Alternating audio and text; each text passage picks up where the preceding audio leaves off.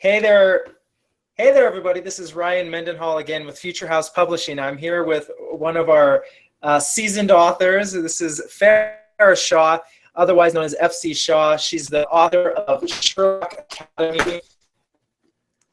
Right there, awesome cover. We're so excited to have her here today because recently Sherlock Academy has topped one of the Amazon bestseller list, and it's holding tight there. It's #1 in children's mysteries and detective ebooks. And so we're so excited that Farah has written this book. Also excited that she's here to talk to us about this new change and why she wrote Sherlock Academy and all that. So welcome, Farah, to our show. Thank you. We're so happy to have you. I'm excited to be here. Yeah, it's going to be fun. Sherlock Holmes has been one of my favorite things for quite a while now, and especially with the new, a lot of retellings of the story, both on TV and in movies. It's been fun to re-engage with the whole mystery of it all. So, I can understand the huge appeal for me, but what was it about Sherlock Holmes, or the Sherlock mystery that brought inspiration to you to write Sherlock Academy? I fell in love with Sherlock Holmes years ago when I was a kid and I read all the stories. And one of the things I loved about Sherlock Holmes is that he was a hero because of his own ingenuity and his own logic and his observation skills and deduction skills. And so he was kind of like a superhero with actual human powers in that sense. And that's what I really loved about it. I also just love the world of Victorian London that, the stories are written in. So those were some of the things I fell in love with Sherlock Holmes. And later, when I was writing for middle grade, I really wanted to find a way to present Sherlock Holmes to a new generation of readers, and specifically to kids, and make him appealing to kids in a really fun and different way. So I came up with the premise of Sherlock Academy.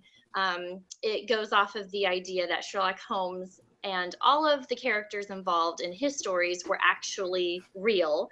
And it's years later after Holmes and Watson, and their old apartment, 221 Baker Street, has been turned into a school that trains kids how to be detectives like Sherlock Holmes. And they learn all of the skills that he had: deductive reasoning, analysis of fingerprints and footprints, and observation and code cracking, disguise wearing, all those really fun detective skills. And throughout the story, I also tie in a lot of fun Sherlockian facts about Sherlock Holmes and the world that Sir Arthur Conan Doyle set up as well, so that new readers can get to know Sherlock Holmes as they're reading my story that involves him. And so the goal is that I'm hopefully cultivating a whole new generation of Sherlockians to get excited about Sherlock Holmes like me. That's so cool. As I was reading your book, I actually found myself going, wow, I really wish there was a school like this. That'd be so cool, I know. where kids could go. And I'd love to go there. It reminds me of when I was young and I wanted to go to space camp, and that was a real thing, but it would be just as cool as if I could go, wow, I really want to go to Sherlock Academy. That would be awesome. So yeah. That's really fun. I'm really excited about the book. And to kick the book off, we get a letter. Your main character gets a letter similar to what Harry Potter got when he was going to Hogwarts. And I want you to read that for us, and then I just want to ask you a couple questions about it. Okay. So it's from London, England, dated Friday, the 27th of June, 1931. To Rollin E. Wilson: it is our pleasure to inform you of your eligibility for the Sherlock Academy of Fine Sleuths. We believe you possess the qualities we seek in fine students. You are invited to a special orientation at which any questions you have will be addressed. Please take advantage of our taxi service that will pick you up on Tuesday, the 1st of July at 8 a.m. One adult may accompany you. We request you bring only the following item: your favorite book. We anticipate making your acquaintance. That is so cool. I wish I got a letter like that. Yeah, I do.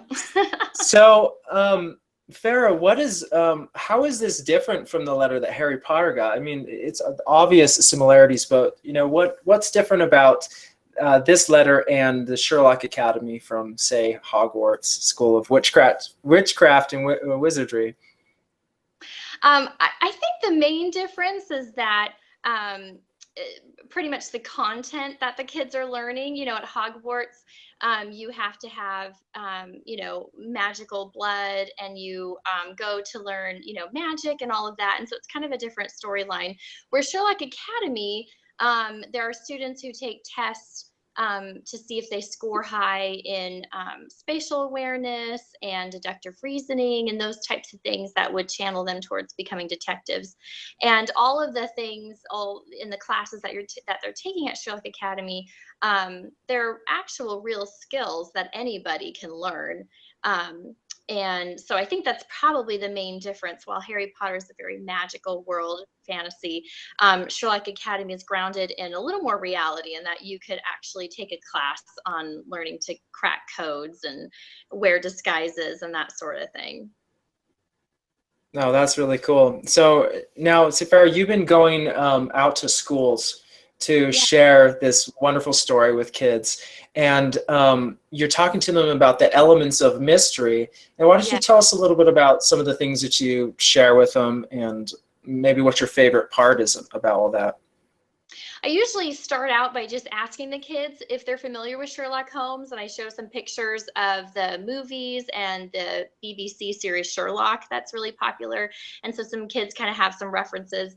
I talk a little bit about who Sherlock Holmes was, and then I dive into my story a little bit. And then we talk about the elements of mystery, which pretty much are the elements of any good story. We talk about characters, setting, problem, and solution.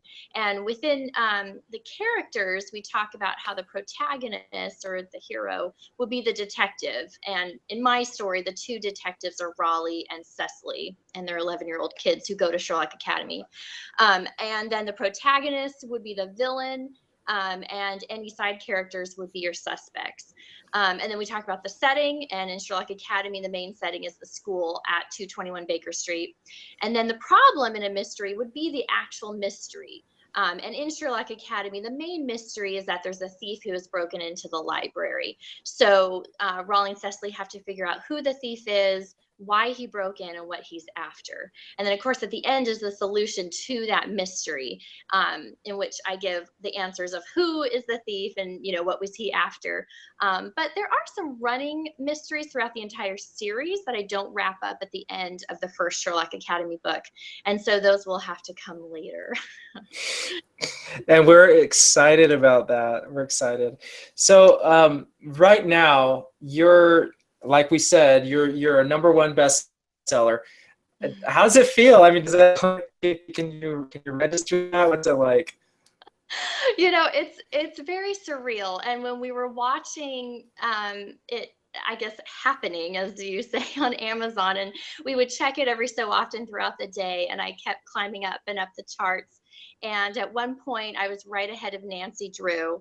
And I thought that was a really special moment, because I grew up reading Nancy Drew, and it's such a staple of children's mysteries. So that was really exciting. And then at one point, I beat out Hunger Games and I think Harry Potter and the Half-Blood Prince.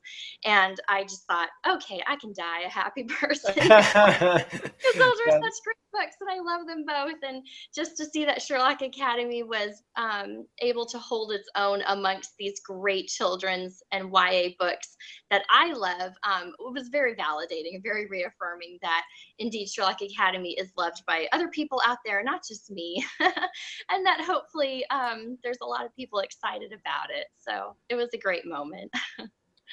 No, there are a lot of people excited about this. I mean, I've just been really amazed at the feedback that we're getting from it.